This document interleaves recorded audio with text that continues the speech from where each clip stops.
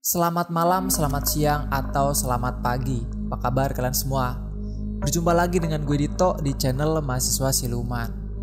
Kali ini gue akan menceritakan kisah dari Keiza Putra yang mengirimkan ceritanya melalui email, di mana dia menceritakan kisah pendakian pamannya saat mendaki Gunung Gede Pangrango via Salabintana, Sukabumi pada tahun 1985, yang dimana salah satu sahabat pamannya ini mengalami kejadian yang tidak dinalar, di mana jiwanya itu tak pernah kembali gara-gara memetik salah satu bunga yang ada di pos kandang badak. Jadi bagaimana kisah pamannya Putra ini? Kita langsung saja ke cerita. Pasang earphone-mu, siapkan tempat dan posisi yang nyaman, dan selamat mendengarkan.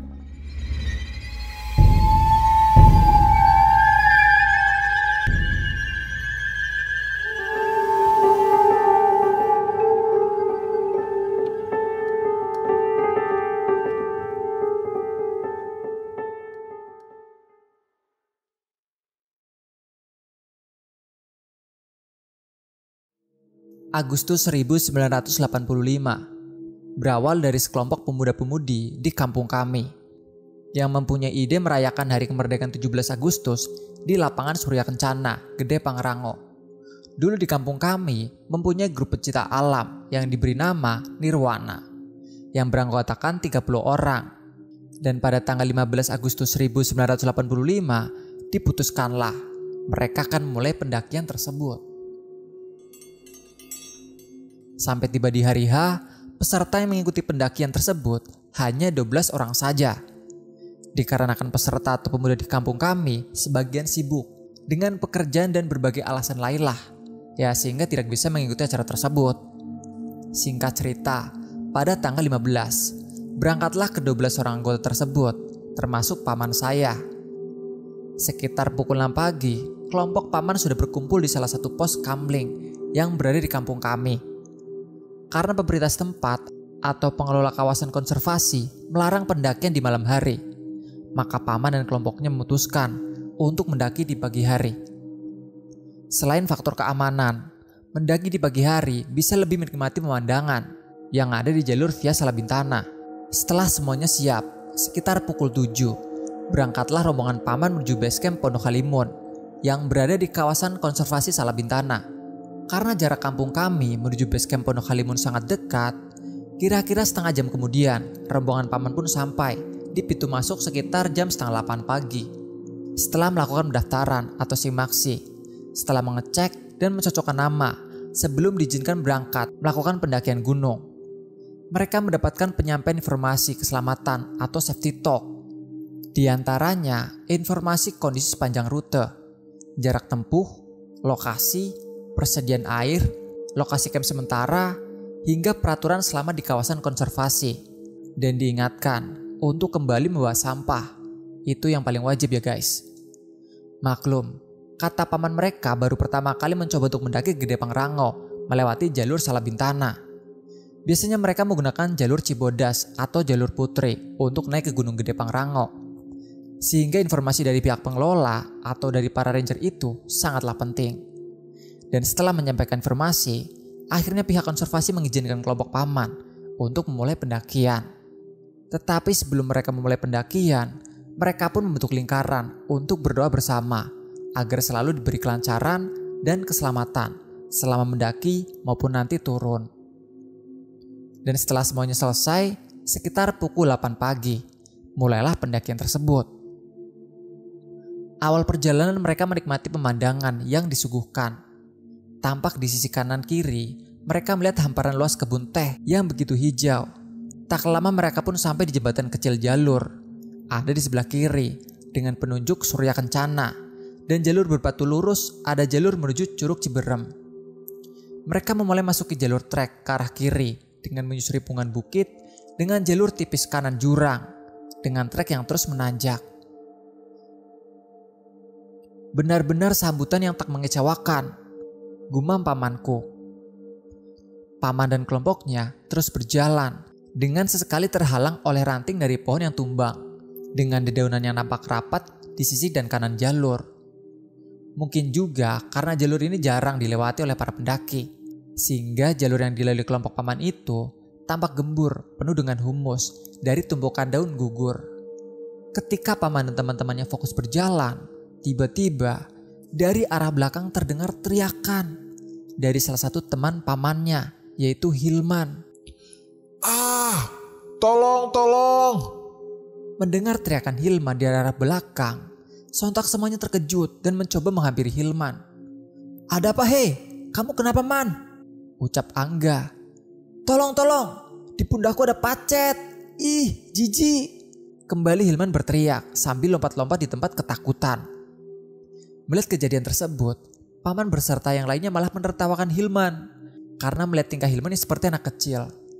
Apalagi melihat badan Hilman yang besar lompat-lompat sambil mengibas-ngibaskan tangannya agar pacet di pundaknya bisa lepas. "Badannya aja gede lu, tapi sama pacet ketakutan gitu," ucap Ujang sambil terus menertawakan Hilman. "Udah sih, cepetan tolongin apa? Gue geli nih, sumpah," jawab Hilman. "Ah lu mah, geli apa takut lu? Hehehe. Sini jongkok lu diem, gak usah gerak-gerak dulu," ucap paman yang langsung mencabut pacetnya satu persatu yang menempel di pundak Hilman. Setelah pacet itu berhasil dicabut, tampak pundak Hilman pun mengeluarkan darah segar yang sangat banyak yang langsung ditutup oleh kapas yang sudah disiapkan oleh teman paman yang lainnya. Terlihat pacet yang berhasil paman ambil sudah besar. Mungkin sudah lama pacet itu menempel di pundak Hilman dan menyedot darahnya. "Gila, kalau sampai gue gak tahu, pasti gue bakalan kehabisan darah nih," ujar Hilman. "Ah lebay lu, gak segitunya juga kali bro," ucap yang lainnya. "Ya udah, ayo kita lanjut. Perjalanan kita masih jauh nih," ucap paman. Dan setelah semuanya kembali kondusif, akhirnya paman beserta kelompoknya melanjutkan perjalanan. Setelah berjalan kurang lebih 2 jam, akhirnya trek yang dari tadi menanjak pun mendapatkan sedikit bonus dengan jalur yang sedikit landai, sehingga bisa merelasikan otot-otot kaki mereka. Setelah kurang lebih 30 menit berjalan, akhirnya paman sampai di pos Cigeber yang mempunyai tanah datar yang bisa menampung sekitar 4-6 tenda lah. Paman beserta kelompoknya memutuskan untuk beristirahat. Mereka beristirahat di sini tuh cukup lama. Setelah kurang lebih 30 menit mereka beristirahat, akhirnya mereka melanjutkan perjalanan menuju shelter Ciletik. Dengan jalur menurun ke arah kiri yang terdapat punggungan bukit. Dan kembali mereka berjalan menanjak dengan trek yang sangat sempit. Karena mereka baru pertama kali melewati jalur ini. Mereka pun cukup kebingungan dan berjalan dengan tempo yang agak pelan. Mereka mengestimasikan tiba di shelter Ciletik sekitar pukul 12 siang. Namun perkiraan mereka itu meleset. Semua ini disebabkan oleh jalur trek yang terus menanjak yang membuat sebagian teman-teman paman ini mengalami kelelahan. Terlihat dari beberapa teman paman yang tadinya ceria, sekarang tampak seperti hilang keceriaan mereka.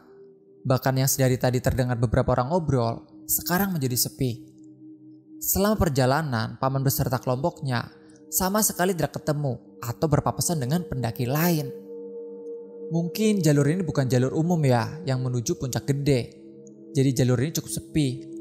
Bahkan teman-teman paman pun beranggapan jika hanya kelompok mereka saja yang melewati jalur tersebut. Cukup lama mereka berjalan sampai pada akhirnya mereka pun sampai di shelter Ciletik pada pukul 2 siang. Sungguh waktu yang sangat lama untuk sampai di shelter ini. Di mana pos ini merupakan salah satu pos atau shelter yang bisa digunakan untuk menginap atau mendirikan tenda. Menurut paman, di pos ini bisa digunakan untuk 5-7 tenda lah. Dan pos ini terdapat penunjuk arah menuju Surya Kencana dengan jarak 2,5 km. Dan terdapat air terjun kecil untuk sumber air minum para pendaki yang bermalam atau yang kehabisan air. Air terjun itu airnya sangat dingin. Menurut penuturan paman, jika kita menyentuh atau memasukkan tangan kita ke dalam air, maka seketika tangan kita akan seperti mati rasa, seperti di saat-saat silet. Karena melihat kondisi dari teman-teman yang lainnya, akhirnya mereka memutuskan untuk mendirikan tenda dan bermalam di pos Ciletik. Setelah semuanya sepakat, mereka pun mulai mendirikan tenda. Kata paman, tenda zaman dulu itu berbeda dengan zaman sekarang. Di mana tenda zaman sekarang, cara merakitnya atau mendirikannya sangatlah mudah. Berbeda dengan tenda zaman dulu, yang hanya mendirikannya saja memerlukan sedikit perjuangan lah. Paman dan teman-temannya pun mendirikan 4 tenda. Yang satu tendanya digunakan untuk dapur dan menyimpan peralatan. Terdapat 4 orang dengan letak tenda yang seperti membuat lingkaran saling berhadapan-hadapan satu sama lainnya. Dengan menyisakan area kosong di tengahnya untuk membuat api unggun dan masak-masak. Sore itu suasana sangat tenang dan tidak terjadi hal-hal aneh lah. Setelah selesai mendirikan tenda, paman beserta temannya memutuskan untuk masak karena mungkin mereka sangatlah kelaparan. Ada juga sebagian dari temannya paman ini beristirahat karena kelelahan dengan trek yang terus menanjak. Dan tak lama mereka semua pun makan bersama sore itu. Jam menunjukkan pukul 6 sore, di mana paman beserta kelompoknya ini menunaikan ibadah sholat maghrib secara berjamaah. Setelah selesai sholat maghrib, mereka semua berkumpul di depan api unggun sembari menikmati kopi, rokok, dan cemilan lainnya. Sepertinya rasa lelah mereka itu sudah hilang karena terlihat malam itu mereka nampak kembali ceria. Tapi satu yang membuat pamanku heran karena melihat Ujang sedari tadi hanya diam saja tanpa berbicara satu kata pun. Padahal di antara yang lain, Ujanglah yang paling rame. Paman lalu menghampiri Ujang yang duduk di pintu tendanya, tepatnya berada di belakang Dahlan dan Erik. "Hei, ngelamun aja lu, awas lu nanti kesambet," ucap pamanku. "Gak tahu Nindri, perasaan gue kok gak enak gini ya?" "Padahal dari tadi gak apa-apa," jawab Ujang. "Kenapa? Lu lagi ada masalah kah? Atau apa?" "Enggak Ndri, gue baik-baik aja dan gak lagi ada masalah juga. Tapi gue aneh, perasaan gue gak enak, gimana gitu." "Ya udahlah, lu banyak baca-baca doa, jangan sampai pikiran lu kosong ya sob. Ingat, ini di gunung bukan di rumah." "Ya Ndri, makasih ya udah ngingetin." Tak berapa lama Ujang pun pamit kepada mereka semua untuk istirahat duluan. Padahal waktu itu baru pukul 8 malam. "Ndri, itu si Ujang kenapa?" tanya Erik. "Gak tahu gue sob. Tadi gue coba tanya, jawabnya gak kenapa-napa. Cuma kecapean aja kali Rik. Biarinlah dia istirahat duluan, kan kasihan." Malam itu pun paman beserta yang lainnya melanjutkan acara ngopi dan ngobrol ngalor ngidul mereka sampai pukul 12 malam. Mereka pun satu persatu memasuki tendanya masing-masing. Saat itu, paman yang kebetulan satu tenda dengan Ujang dibuat kaget. Karena pada saat paman baru saja akan memejamkan mata, tiba-tiba dari arah luar tenda, paman mendengar seperti suara perempuan sedang menangis. Awalnya suara itu terdengar agak jauh, tapi lama-lama suaranya terdengar sangat jelas. Dan suara tangisan itu terdengar persis seperti di sebelah tenda. Saat itu, paman sangat ketakutan. Namun paman tidak bisa berbuat apa-apa, karena untuk berbicara saja serasa berat.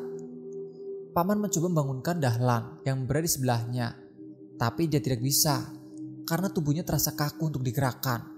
Paman mencoba berdoa sebisa mungkin di dalam hati, namun suara tangisan itu tak juga menghilang. Paman semakin dibuat ketakutan ketika melihat ke atas, seperti ada sepasang tangan yang menyentuh atap tenda. Bahkan tak cukup sampai di situ, seketika pamanku dibuat langsung tak sadarkan diri ketika resleting pintu tendanya terbuka, dan tiba-tiba sosok kuntilanak itu menampakkan wajahnya sangat menyeramkan. Pagi harinya, setelah sadar paman sudah dikelilingi oleh teman-teman yang lainnya. Mereka merasa aneh karena paman tidur di dekat api unggun. Salah satu dari mereka pun bertanya, apa yang sudah terjadi pada paman? Tapi paman menjawab tidak apa-apa. Paman tidak mau menceritakan kejadian semalam dengan alasan tidak ingin yang lainnya merasa ketakutan. Dan paman pun merasa heran. Padahal seingat paman, dia pingsan itu di dalam tenda. Tapi sekarang kenapa dia di luar tenda? Tanpa banyak bicara, paman pun mengajak semua untuk beres-beres untuk kembali melanjutkan perjalanan. Singkat cerita, setelah semua selesai beres-beres dan sarapan, mereka pun melanjutkan perjalanan sekitar jam 9 pagi. Menurut informasi dari pihak konservasi, dari pos Ciletik menuju alun-alun Surya Kencana, akan dapat ditempuh dengan waktu kurang lebih 2 jam perjalanan. Dengan medan yang menanjak, namun tanjakannya tak sebegitu jauh, hanya sekitar 100 meteran. Oke lah, dengan jarak dan medan 100 meter, tampaknya perjalanan akan terasa lebih mudah, gumam pamanku saat itu. Mereka pun melanjutkan perjalanan dan melewati aliran air terjun. Dan jalur pun mulai menanjak sedikit agak hebat. Nanjak cuma 100 meter gini mah, setengah jam juga paling di atas sudah landai, ujar Erik dengan nada yang agak sedikit sombong. Hus, dijaga omongannya, jangan sompral, ingat ini di gunung, ucap Dahlan mengingatkan Erik. Sudah, yuk cepet, kita lanjut, ucap paman sambil berjalan. Ia langsung diikuti oleh semuanya. Mereka mulai menyusuri tanjakan tersebut, namun harapan tak sesuai kenyataan. Setengah jam berlalu, 1 jam berlalu, namun tanjakan malah semakin menjadi-jadi tanpa ampun.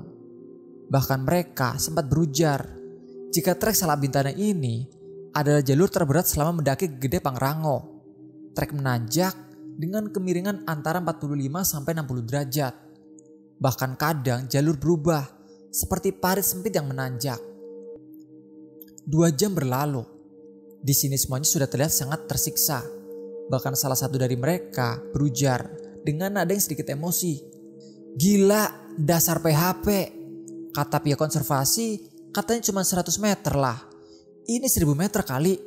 Mana jalurnya nanjak terus, gak ada bonus-bonusnya, ujar Fikri yang dari tadi diam, tapi sekarang terlihat mulai emosi. Ya nih parah banget, tahu gini pakai jalur Cibodas aja, ucap Sandi. Saat itu paman pun merasa sedikit emosi, karena baru pertama kali muncak ke Gede Pangrango dengan trek seberat ini. Bahkan untuk sekedar bernafas panjang pun sangat sulit. Waktu semakin berlalu. Saat itu jam sudah menunjukkan pukul 2 siang. Paman dan yang lainnya mulai kehilangan energi, seiring dengan perut mereka yang sudah merasakan lapar. Tak lama mereka sampai di jalur berbatu yang sangat licin dan sedikit becek, dan hanya terdapat tali membantu mereka untuk tetap naik. Dengan sisa-sisa tenaga, mereka terus menyusuri jalur berbatu. Dan tak lama, nampak tanjakan sedikit lebih berkurang, namun masih tetap di area hutan. 30 menit berlalu, sampailah mereka di Gunung Gemuruh, dan menurut informasi, mereka harus mengambil ke kiri. Mereka pun dibuat cukup senang, karena trek atau jalur ini menurun. Dan dengan sedikit bahagia, mereka pun bersemangat untuk menuruni jalur tersebut. Tak lama, tepatnya 5:30 sore. Akhirnya mereka pun sampai di alun-alun Surya Kencana Barat. Sejenak rasa lelah, peluh, marah, hingga kecewa seketika hilang saat alam menunjukkan keindahan senjanya di sore itu. Singkat cerita, karena hari itu banyak sekali pendaki, mereka mulai mencari tempat untuk mendirikan tenda. Dan setelah menemukan tempat yang cukup luas, seperti biasa, mereka mendirikan 4 tenda. 3 tenda digunakan untuk masing-masing 4 orang, dan 1 tenda lainnya mereka fungsikan sebagai tempat peralatan atau tempat logistik dan yang lainnya. Setelah selesai mendirikan tenda, seperti biasa, paman dan beserta teman lainnya tidak lupa menunaikan ibadah sholat maghrib. Sambil menunggu giliran sholat, mereka berinisiatif untuk memasak. Jam menunjukkan pukul 7 malam. Mereka akhirnya makan malam bersama di malam itu. Malam itu, paman dan yang lainnya tidak mengalami hal-hal aneh apapun. Malam itu, mereka menikmati suasana indah malamnya di alun-alun Surya Kencana sambil berbincang-bincang dan ditemani hangatnya kopi. Tak lama, sekitar pukul 8 malam, mereka pun memutuskan untuk tidur. Karena besok pagi, paman beserta kelompoknya akan melakukan summit attack ke Puncak Gede. Singkatnya, pukul 2 pagi, mereka semua bangun, bersiap-siap, dan langsung membereskan tenda. Mereka kali ini memutuskan untuk turun via Cibodas dan tak lagi melalui jalur Salabintana. Setelah selesai, paman dan kelompoknya langsung berangkat menuju puncak. Selama perjalanan summit attack sampai ke puncak, mereka tidak mengalami hal aneh apapun. Hanya saja, 3 orang dari kelompok paman mengalami kram. Tapi tak lama mereka kembali melanjutkan perjalanan tersebut. Sekitar pukul 5 pagi, akhirnya mereka pun sampai di Puncak Gede. Sejenak, mereka semua sama-sama menikmati keindahan ciptaan Tuhan. Saat itu di atas puncak, banyak sekali pendaki yang sama-sama ingin merayakan hari kemerdekaan di atas puncak. Niat mereka tadinya ingin merayakannya di alun-alun Surya Kencana. Tapi setelah melihat para pendaki lain merayakannya di atas puncak, akhirnya mereka pun bergabung dengan para pendaki yang lain. Di mana saat itu semuanya berbaris dan bersama-sama menyanyikan lagu Indonesia Raya. Saat salah seorang dari kelompok lain mulai mengibarkan bendera merah putih. Setelah selesai mengikuti upacara bendera, paman beserta yang lainnya menikmati suasana puncak dengan mengeluarkan kamera yang menurut paman kamera tersebut paling hits pada masa itu, dan langsung foto-foto mengabadikan kebersamaan dan keberhasilan mereka menuju puncak gede melalui jalur Salabintana. Dan setelah selesai semua, akhirnya pukul 10 pagi mereka memutuskan untuk turun dan melewati jalur Cibodas. Selama mereka turun, tidak ada gangguan apapun yang mereka rasakan sampai mereka tiba di kandang badak dan memutuskan untuk istirahat sejenak. Ujang yang dari tadi kebelet kencing langsung mencari semak-semak. Namun tak lama, tiba-tiba Ujang berlari menghampiri teman-temannya. "Woi, sini ikut gue," ucap Ujang sambil ngos-ngosan. Lu kenapa Jang? Emang ada apa sih sampai lari-larian gitu?" jawab salah satu dari kelompok mereka. "Ya udah makanya buruan sini ikut gue." Akhirnya sebagian dari mereka penasaran. Mereka pun mengikuti Ujang untuk memastikan apa yang dimaksud olehnya. Setelah sampai di tempat Ujang kencing tadi, Ujang menunjukkan sesuatu apa yang dimaksud dan menunjukkannya pada teman-teman yang lainnya. "Nah, ini yang gue maksud bro," ucap Ujang sambil menunjuk ke arah penemuannya tersebut. "Wah, keren banget. Bunga apaan itu Cok? Bunga apaan itu? Kok kita baru lihat?" Mereka semua dibuat takjub ketika menemukan bunga seperti bunga ros namun memiliki diameter yang agak lebar. Dan yang bikin mereka lebih takjub lagi, di mana bunga itu mempunyai warna merah marun di bagian atasnya. Sedangkan di bagian bawahnya, bunga itu berwarna hitam pekat. Saat itu, Ujang tetap bersikeras untuk memetik dan membawa pulang bunga tersebut. Tapi teman yang lainnya mengingatkan dan melarang Ujang untuk memetik dan membawa bunga tersebut. Namun tanpa sepengetahuan paman dan teman yang lainnya, Ujang memetik dan masukkan bunga tersebut ke dalam keril miliknya. Dan dari sinilah awal mula petaka itu terjadi. Selama perjalanan turun, mereka tidak mengalami hal aneh dan atau gangguan apapun. Singkat cerita, mereka pun sampai di rumah masing-masing dengan selamat. 3 hari berlalu, salah satu sahabat paman yaitu Ujang mengalami hal aneh, di mana Ujang seringkali mengalami kerasukan.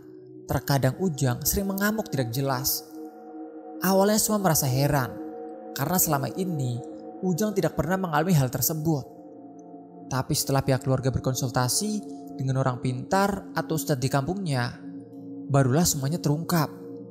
Menurut keterangan dari Pak Ustadz, ada salah satu sosok wanita yang marah kepada Ujang, di mana sosok itu meminta Ujang mengembalikan bunga yang telah dia petik di salah satu pos yang berada di Gunung Gede.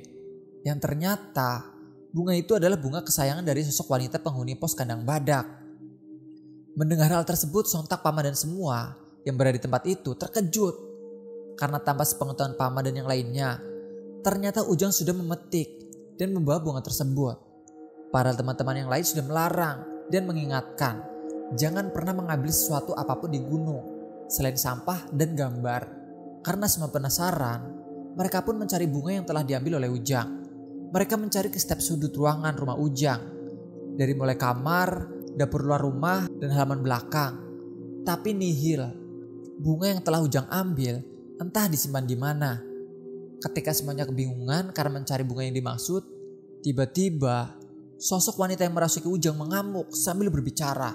"Kalau sampai bunga tersebut tidak ada atau tidak dikembalikan ke tempat semula, jangan salahkan saya jika anak ini akan saya jadikan suami di alamku." Ucap sosok wanita yang merasuki Ujang sambil tertawa khas seperti kuntilanak. Semenjak kejadian malam itu, semua dilakukan cara untuk mengusir makhluk yang berada di tubuh Ujang. Namun semuanya sia-sia. Hari demi hari, Kondisi Ujang semakin mengkhawatirkan. Sudah seperti orang gila atau linglung. Pihak keluarga pun sudah merasa bosan dan putus asa untuk mengobati Ujang. Karena setiap orang pintar, bahkan dukun yang dikunjungi, jawaban mereka tetap sama. Sosok wanita itu tidak akan melepaskan jiwa Ujang jika bunga itu tidak dikembalikan oleh Ujang. Sungguh tragis. Karena alasan tersebut, akhirnya Ujang dibiarkan begitu saja. Terkadang juga, Ujang sering tiba-tiba mengamuk dan tak jarang terlihat bicara sendiri seperti sedang berbicara dengan orang lain. Tapi entah dengan siapa. Hanya saja ketika Ujang berbicara, Ujang sering mengucap kalau dia ingin pulang dan memohon ampun.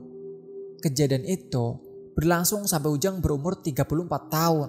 Oh iya, saat pertama kali Ujang mengalami kejadian tersebut, saat itu Ujang dan paman baru berusia 21 tahun.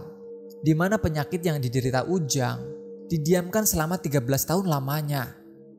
Menurut paman, Ujang sempat sembuh saat usianya menginjak 35 tahun. Saat itu keluarga, teman dan para tetangganya merasa senang. Tapi setiap siapa yang bertanya tentang bunga dan apa yang dialami Ujang selama 13 tahun, Ujang selalu menjawab tidak tahu. Singkat cerita, Ujang pun berangsur membaik dan sudah dipastikan Ujang kini sudah normal kembali. Yang dimana Ujang kembali menjalani aktivitasnya sehari-hari, di mana Ujang nongkrong dan berkumpul kembali dengan pemuda yang lainnya. Sampai di suatu hari, Ujang yang hanya diam dan merasa bosan, dia ingin bekerja. Karena Ujang saat itu tidak memiliki jasa maupun keahlian. Akhirnya Ujang memutuskan untuk menjadi tukang ojek di kampung kami. Karena mungkin orang tuanya merasa kasihan, ditambah Ujang sudah mulai kembali normal. Akhirnya Ujang pun dibelikan sepeda motor dan mulai menjadi tukang ojek. Sampai di suatu hari, Ujang mendapatkan giliran untuk menarik penumpang. Namun rekan ojeknya yang lain sudah mempunyai firasat buruk. Dan sempat juga beberapa dari mereka melarang Ujang untuk menarik penumpang. Dikarenakan penumpang yang akan dibawa oleh Ujang ini adalah seorang ibu hamil. Tapi setelah diingatkan, Ujang seperti tidak terima. Dikarenakan saat itu giliran jatah Ujang untuk narik. Akhirnya rekan-rekan yang lain tidak bisa berbuat apa-apa. Hanya bisa mengingatkan saja agar Ujang berhati-hati. Dan tak lama, akhirnya Ujang pun berlalu untuk mengantarkan penumpang tersebut. Saat itu entah apa yang ada di pikiran Ujang. Menurut saksi yang berada di tempat kejadian, Ujang membawa motor terlihat melamun dengan tatapan kosong. Dan sampailah di suatu belokan yang berada tepat di depan kantor kelurahan setempat. Dari arah berlawanan, ada mobil truk pengangkut minyak tanah memberikan beberapa kali klakson. Namun Ujang tidak mendengarnya. Sampai tepat di belokan, Ujang terkejut karena tepat di depan matanya ada sebuah truk. Dan Ujang mencoba untuk menghindari truk tersebut.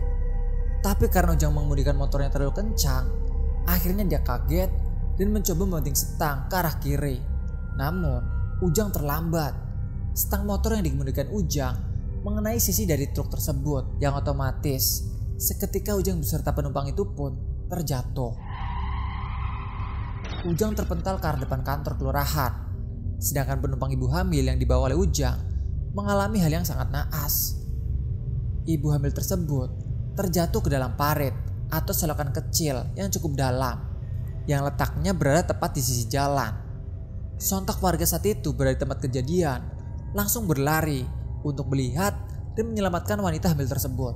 Saat warga mengangkat wanita hamil tersebut, warga langsung dibuat kaget dan bergidik ngeri, di mana kepala dari wanita tersebut terbelah dari atas kepala sampai ke hidung. Seketika terdengar teriakan Allahu Akbar dan innalillahi dari beberapa warga yang melihatnya. Dan yang paling buat para warga terkejut, terlihat wanita itu mengalami pendarahan hebat di bagian bawah karena dia sedang hamil. Sementara Ujang hanya mengalami lecet-lecet dan berdarah di bagian kaki saja. Namun Ujang kembali tiba-tiba mengamuk tidak jelas, yang langsung diamankan oleh para warga yang langsung membawanya pulang. Sementara para warga yang lainnya mencari bantuan untuk segera membawa wanita hamil tersebut itu ke rumah sakit. Tak lama pihak dari kepolisian pun tiba di TKP dan mulai keterangan dari sejumlah saksi, termasuk supir truk itu. Setelah mencari keterangan dari beberapa saksi dan dari supir truk, akhirnya polisi, warga dan supir truk menuju ke rumah Ujang. Sesampainya di sana, Ujang terlihat masih mengamuk dan sekali meracau tidak jelas. sampai pihak keluarga kembali memanggil Pak Ustadz. Dan ketika Pak Ustadz baru saja sampai di rumah Ujang, semuanya dibuat terkejut ketika tiba-tiba sosok wanita yang merasuki Ujang kembali datang dan berlatah sambil tertawa. Rasakan akibat dari kelakuan anak ini sendiri. Kalian pikir saya sudah pergi. Kalian pikir omongan saya bohong. 13 tahun. Jiwa anak ini saya kurung di sana, Gunung Gede. Sekarang waktunya anak ini akan saya jadikan suami. Dan saya akan bawa raga anak ini. Ujar sosok wanita yang merasuki Ujang. Pak Ustadz langsung menghampiri Ujang yang sedang dipegangi oleh paman dan beberapa warga. Terlihat Pak Ustadz mencoba mengusir makhluk tersebut dengan sekuat tenaga. Namun makhluk itu tidak juga bergeming. Malah Ujang seperti kejang-kejang dan berteriak. Terlihat mukanya seperti ketakutan dengan mata yang melotot. Tak lama Ujang pun menghembuskan nafas terakhirnya di depan semua orang.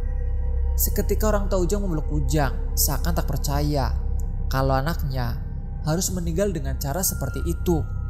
Nampak para warga pun mengucapkan istighfar. Sementara beberapa dari pihak kepolisian hanya bisa terdiam menyaksikan kejadian tersebut.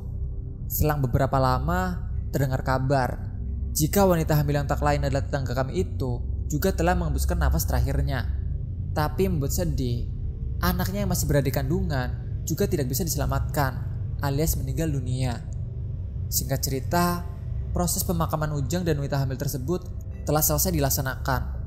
Tapi beberapa hari setelah kejadian tersebut, pihak dari keluarga wanita itu tidak terima dengan kematian keluarganya tersebut. Di mana menurut mereka, kematian wanita ini dikarenakan oleh Ujang.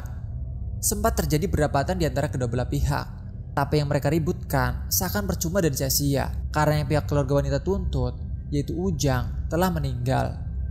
Dan setelah disepakati dengan cara kekeluargaan, akhirnya kasus itu pun ditutup resmi. Dan kedua belah pihak tidak akan lagi menuntut kasus itu di kemudian hari. Nah, begitulah kisah dari Kesha Putra tentang pendakian pamannya di Gunung Gede yang menceritakan teman pamannya ini si Ujang yang mengalami kejadian di luar nalar, di mana jiwanya dijadikan suami oleh penunggu gunung di sana. Ya, kesimpulannya kita harus tetap menjaga tata krama dan jangan mengambil apapun di gunung selain kenangan dan gambar. Jangan sampai kita mementingkan ego kita. Bisa bahaya cuy. Cukup sekian. Bagi kalian yang ingin update cerita terbaru, jangan lupa untuk subscribe dan aktifkan notifikasinya ya. Semoga terhibur. Salam lestari, mahasiswa siluman.